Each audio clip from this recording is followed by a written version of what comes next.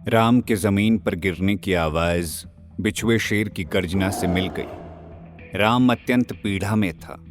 छाती पर जहां बिछुए शेर ने डंक मारा था, वहां ऐसा लग रहा था मानो किसी ने जलता हुआ कोयला रख दिया हो, और वो भी एक 5वीं परत हासिल किए हुए योद्धा की कठोर चमड़ी पर, जो एक कछुए की पीठ की तरह कड़क होती थी। इतनी कड़क चमड़ी होने के बावजूद बिछुए शेर की पूंछ के एक ही डंक से राम की छाती की चमड़ी फट गई थी। आम आदमी तो ऐसे भयावह शेर के आगे खड़ा भी कैसे रह सकता था। बिछुए शेर की एक खासियत होती थी। अपने शिकार पर एक भयंकर वार करने के बाद जब वो शिकार जमीन पर गिरकर अपनी आखिरी सांसें ले रहा होता था, तभी बिछुआ शेर उसके इर्द गिर्द घूमता, मानो वो अपनी टेरिटरी मार्क कर रहा है, यानी अपना खाना तैयार होने की राह देख रहा। पर राम एक योद्धा था। इस समय तन से शायद इतना मजबूत नहीं था, लेकिन मन से बहुत ही हिम्मत वाला था। पर ऐसी सिचुएशन में वो क्या कर सकता था? उसे अचानक ही हरी की याद आई, लेकिन इतने अंधेरे में बिछुए शेर से लड़ाई की वजह से हरी राम की जेब में से गिर गया था। ऊपर से हरी की शक्तियां भी खत्म हो चुकी थी, इसलिए अंधेरे में चमकना तो दूर की बात थी, तो अब हरी को ढूंढा कैसे जाए? राम का दिमाग दौड़ने लगा। क्या राम को बिछुए शेर पर फिर से एक वार करने की कोशिश करनी चाहिए? ये सोचते हुए राम बिछुए शेर की चमकती आंखों को देख रहा था कि कब उसे वार करने का मौका मिले। अचानक उसने बिछुए शेर के पीछे एक लाल रंग की चमकती चीज देखी। राम को पहले तो लगा कि वो लाल रंग की चीज पक्का हरी थी। तो क्या हरी की शक्तियां वापस आ गई थी कि वो इस तरह अंधेरे में चमक रहा था? राम ने अपनी गर्दन हल्की सी मोड़कर ठीक से उस लाल चमकती चीज को देखा और उसकी आंखें चौंधी आ गई। वो लाल चीज हरी नहीं, बल्कि कुमकुमादी जड़ी बूटी थी। वही कुमकुमादी जड़ी बूटी जो साल में बस एक बार सिर्फ 24 घंटों के लिए उगती थी। कुमकुमादी जड़ी बूटी की खास बात ये थी कि वो कहीं पे भी कभी भी उगती थी, और किसी को भी पता नहीं चलता था कि कब उगेगी, कहाँ उगेगी और किस मौसम में उगेगी। लोगों ने कुमकुमादी को खारे समंदर के किनारे भी उगते देखा था, और कई लोगों ने मीठे पानी की झील के पास भी उगते हुए देखा था। बर्फीले प्रदेशों के यात्री ये खबर भी लेकर आते थे कि वहां पे भी कुमकुमादी 24 घंटों के लिए साल में एक बार उगती है। लेकिन उससे भी खास बात थी कुमकुमादी की हीलिंग पावर्स की। कहा जाता था कि कुमकुमादी फलों में अमृत होता था। जो उसके फल खा ले वो अमृतत्व हासिल करता था। ये राम का सौभाग्य था कि वो जहां इतनी बुरी तरीके से घायल होकर पड़ा था, वहीं कुमकुमादी उगी, या फिर कुदरत का कोई और इशारा था। लेकिन तकलीफ तो ये थी कि कुमकुमादी फल तक पहुंचा कैसे जाए। बिछुए शेर की नजर एक पल के लिए भी राम से हट नहीं रही थी। क्या करे राम? कैसे खुद को इस सिचुएशन से बाहर निकाले? राम नहीं जानता था, लेकिन फिलहाल उसकी सबसे ज्यादा जरूरत कृष्णन और कनकी को थी, जो इस वक्त हेमा को ढूंढ रहे थे, जो अभी भी शुद्धि नदी के किनारे हेमा की साड़ी और मंगलसूत्र पकड़े बैठे थे।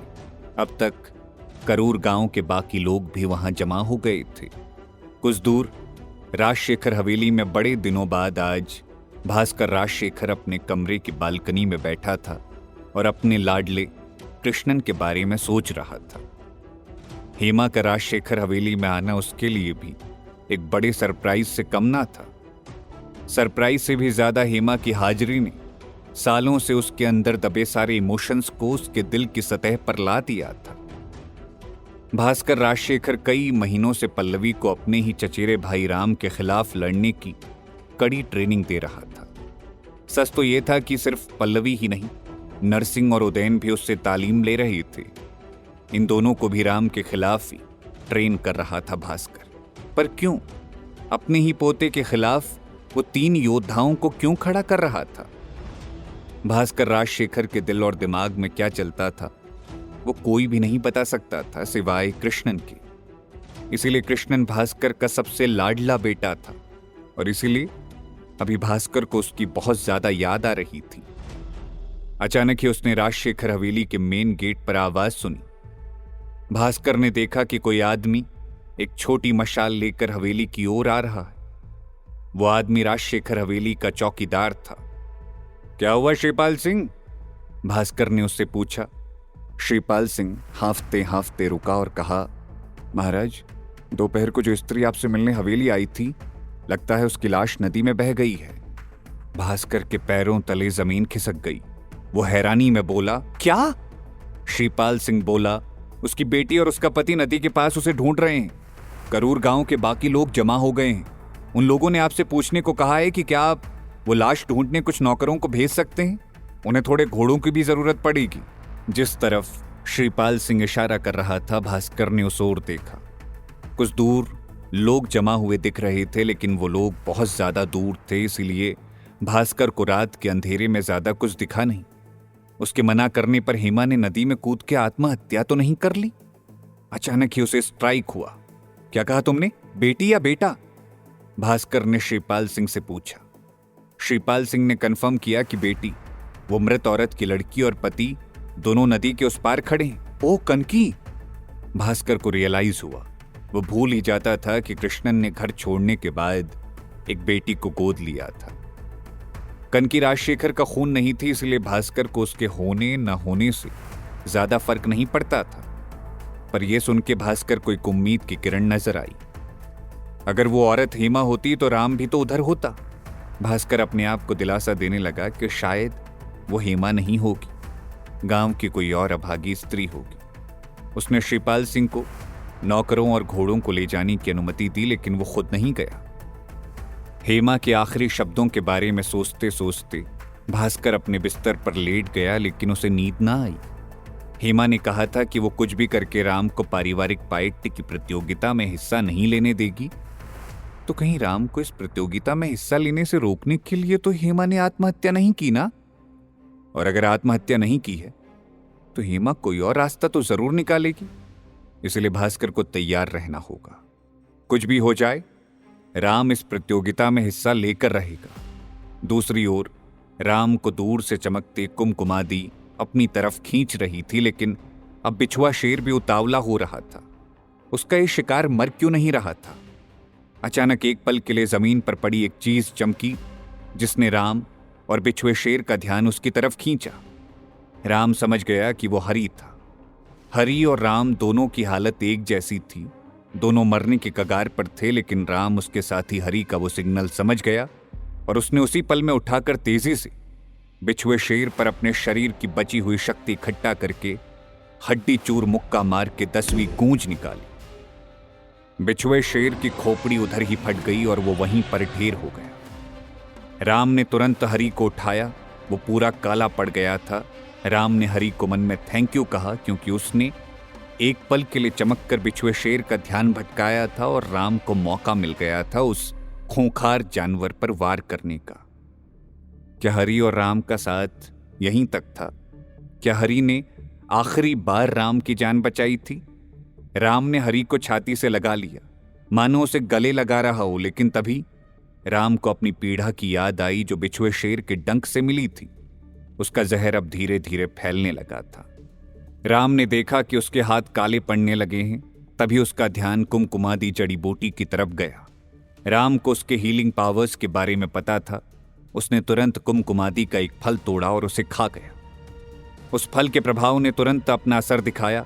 राम को खांसी शुरू हुई और उसने खून की उल्टी कर दी, काले खून की। राम समझ गया कि कुमकुमादी जड़ी बूटी ने बिछुए शेर के जहर को उसके शरीर से बाहर फेंक दिया।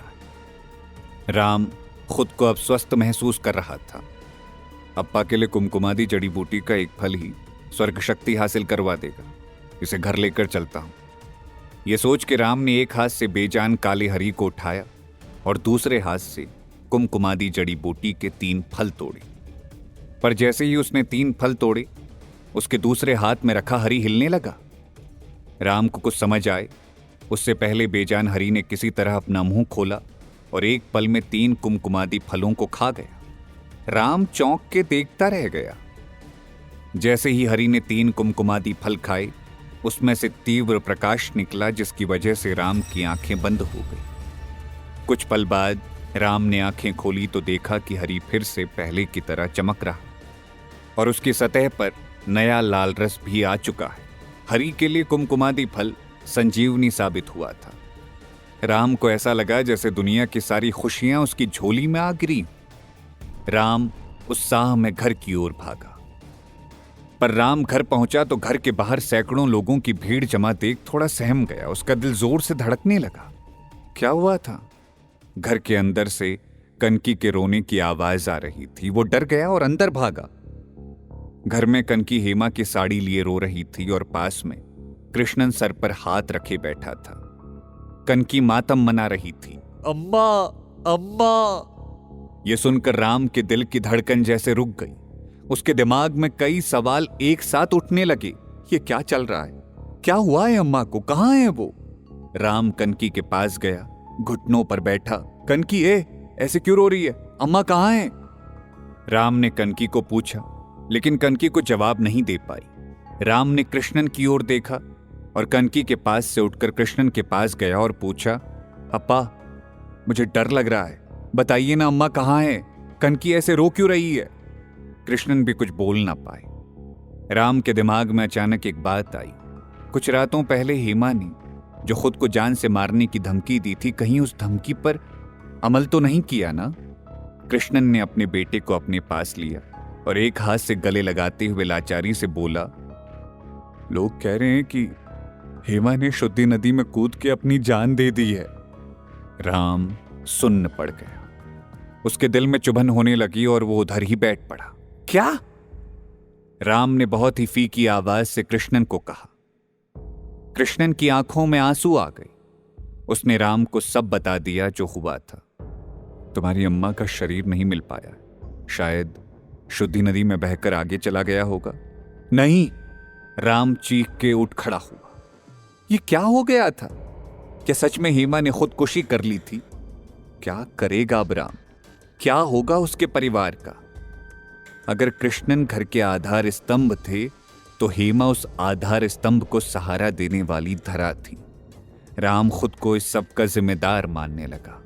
क्यों मैंने अम्मा की उस धमकी को गंभीरता से नहीं लिया? नहीं नहीं नहीं, ये बोलते हुए राम रोते रोते तूफान की तरफ बाहर भागा। अम्मा, अम्मा कहते हुए राम शुद्धि नदी की ओर अंधेरे को चीरता हुआ भागा। उसे यकीन था कि वो अपनी अम्मा को वापस लाएगा। आखिरकार राम शुद्धि नदी के किनारे पहुंचा। शुद्धि नदी को तो जैसे फर्क ही नहीं पड़ा था कि राम की मां को उसने निगल लिया है। वो अपनी मस्ती में बह रही थी।